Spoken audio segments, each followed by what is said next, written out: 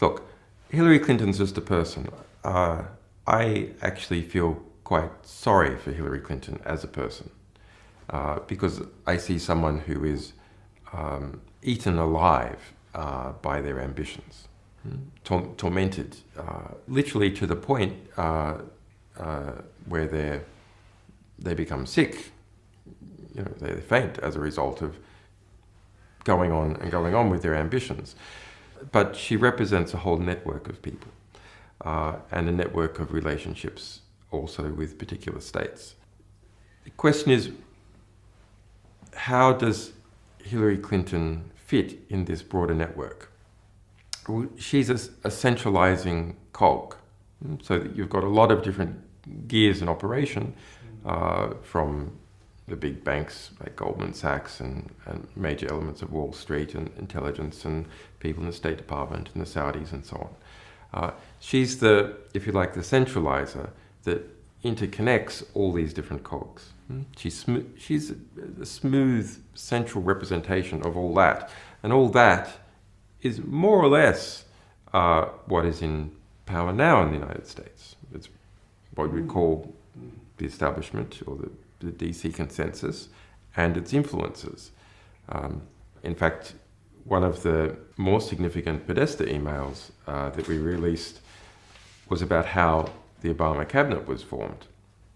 And half of the Obama cabinet was basically nominated by a representative from Citibank. Well, it was quite amazing. Didn't Citibank supply a list which turned out to be mostly Obama cabinet? Yes. So Wall Street decides the cabinet of the President of the United States. But if you were following the Obama campaign back then closely, you could see it had become very close to banking interests. It wasn't so close to oil interests, but it was very close to banking interests. Yeah. So I think you can't properly understand Hillary Clinton's foreign policy without understanding Saudi Arabia. The connections with Saudi Arabia are so intimate. Why was she so demonstrably enthusiastic about the destruction of Libya?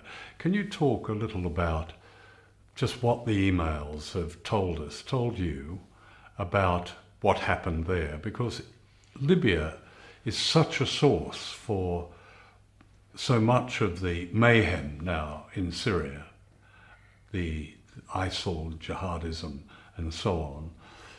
And it was almost Hillary Clinton's invasion. What do the emails tell us about that? Libya, more than anyone else's war, was Hillary Clinton's war. Barack Obama initially opposed it. Who was the person who was championing it? Hillary Clinton. That's documented throughout her emails. She put her favoured agent, in effect, Sidney Blumenthal, onto that. There's more than 1,700 emails out of the 33,000 Hillary Clinton emails we published just about Libya. It's not about that Libya has cheap oil. She perceived the removal of Gaddafi and the overthrow of the Libyan state, something that she would use to run in the general election for president. So late 2011, there's an internal document called the Libya TikTok that is produced for Hillary Clinton, and it's a chronological description of how Hillary Clinton was the central figure in the destruction of the Libyan state.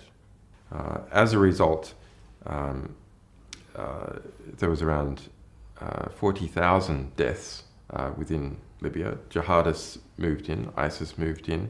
That led to the European refugee and migrant crisis, because not only did you have people fleeing Libya, people then fleeing Syria, destabilization of other African countries as a result of arms flows.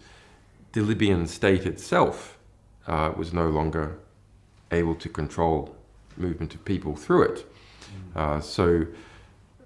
The Mediterranean, Libya faces onto the Mediterranean.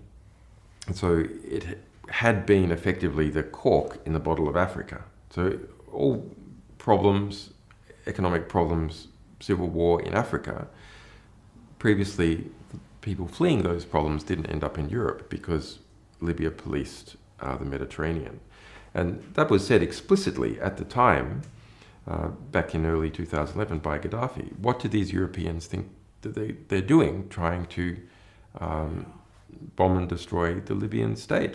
There's going to be floods of migrants out of Africa and jihadists into Europe, and that is exactly what happened. You get a lot of complaints from people saying, what is WikiLeaks doing? Are they trying to put Trump in the White House?